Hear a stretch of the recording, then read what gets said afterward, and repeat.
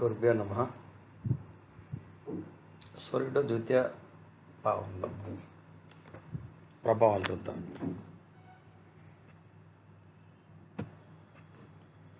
ఈ రెండవ భావంలో సూర్యుని ప్రభావం మాటలలో పదును మరియు ఆరోగ్య సమస్యలు తెస్తుంది, కానీ మీరు తెలుసుకునే గుణాలు మిమ్మల్ని ఆశ్చర్యచకితులు చేస్తాయి. శుభ అశుభ ప్రభావాలు మరియు పరిష్కారాన్ని తెలుసుకుందాం. రెండవ భావంలో సూర్యుని ప్రభావాలు. జన్మకుండల్లో రెండవ భావం సూర్యుడు ఉండడం వల్ల వ్యక్తికి ఆత్మవిశ్వాసంతో కూడిన ప్రభావవంతమైన మరియు ఆర్థిక సమర్థవంతమైన వ్యక్తిగా తీర్చిదిద్దుతుంది.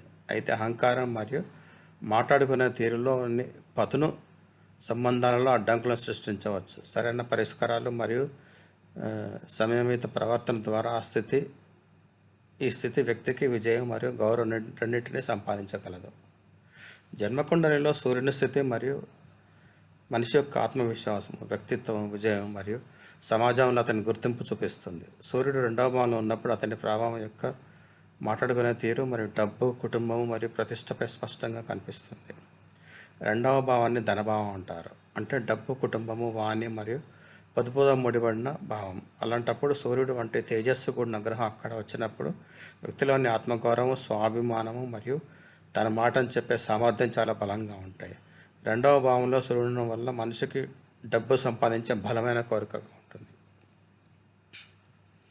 అతను దాని కష్టం మరియు ఆత్మవిశ్వాసంతో ఆదాయాన్ని సంపాదిస్తాడు.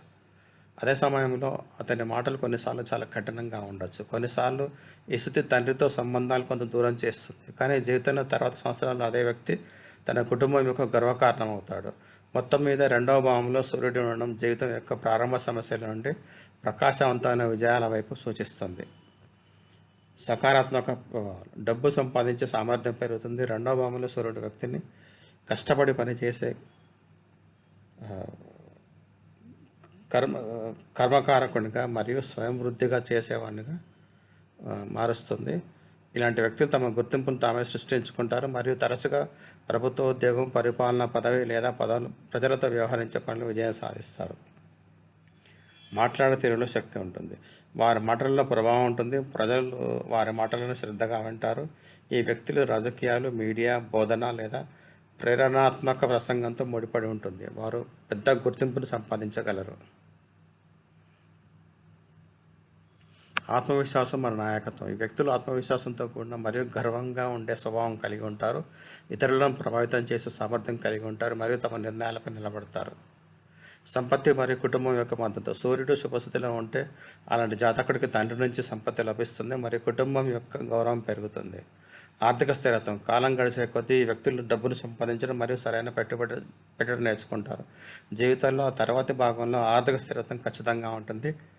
నకారాత్మక ప్రభావాలు. మాటలలో పదును. సూర్యుడు బలహీనంగా లేదా పాపగ్రహాలతో ఉన్నప్పుడు వ్యక్తి మాట్లాడే తీరులో అహంకారం కనిపిస్తుంది. దీనివల్ల సంబంధాలలో వైమనస్యం రావచ్చు. కుటుంబ ఒత్తిడి. కొన్నిసార్లు తండ్రి లేదా పెద్ద సోదరుడితో అసమ్మతి ఏర్పడవచ్చు. ప్రారంభ జీవితంలో కుటుంబ వాతావరణం అంత సానుకూలంగా ఉండదు. ఆత్మగౌరవం యొక్క అధిక భారం. వ్యక్తులు కొన్నిసార్లు తమ స్వాభిమానంలో చాలా కఠినంగా మారిపోతారు. ఇతరుల మాటలు వినడానికి ఇష్టపడరు. దీనివల్ల సహకారం లేదా జీవిత భాగస్వామితో అసమ్మతి ఏర్పడవచ్చు.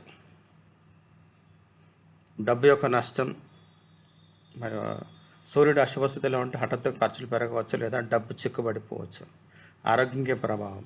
ఆరోగ్యం. గొంతు, కళ్ళు, నోటికి సంబంధించిన సమస్యలు, ముఖ్యంగా వేడి లేదా బ్లడ్ ప్రెషర్తో ముడిపడిన ఇబ్బందులు రావచ్చు. పరిష్కారాలు. సూర్యునికి నీరు అర్పించండి. ప్రతిరోజు ఉదయం ఇత్తడి లోటాలో నీరు నింపి సూర్యునికి హార్గా ఇవ్వడం వల్ల సకారాత్మక ప్రభావాలు పెరుగుతాయి. బెల్లం మరియు గోధుమలు దానం చేయండి. ఆదివారం నాడు దేవాలయంలో అవసరం ఉన్నటువంటి వారికి బెల్లము, గోధుమలు లేదా ఎరుపు పట్ట దానం చేయడం శుభంగా ఉంటుంది. సూర్య మంత్రం జపం చేయండి. ఓం గృహిణి సూర్యాయ నమః అనే మంత్రం రోజు 11 సార్లు జపం చేయడం వల్ల ఆత్మబలం మరియు ఆర్థిక స్థితిలో మెరుగవుతుంది. ఎరుపు లేదా నారింజ బట్టలు ధరించండి. ఈ రంగులు సూర్యుని ప్రసన్నం చేస్తాయి మరియు ఆత్మవిశ్వాసాన్ని పెంచుతాయి. తండ్రి లేదా ముసలివారిని గౌరవించండి. సూర్యుడు తండ్రిని సూచించగలరు, అందువల్ల తండ్రి పట్ల గౌరవించడం వల్ల గ్రహం బలపడుతుంది. ధన్యవాదాలు.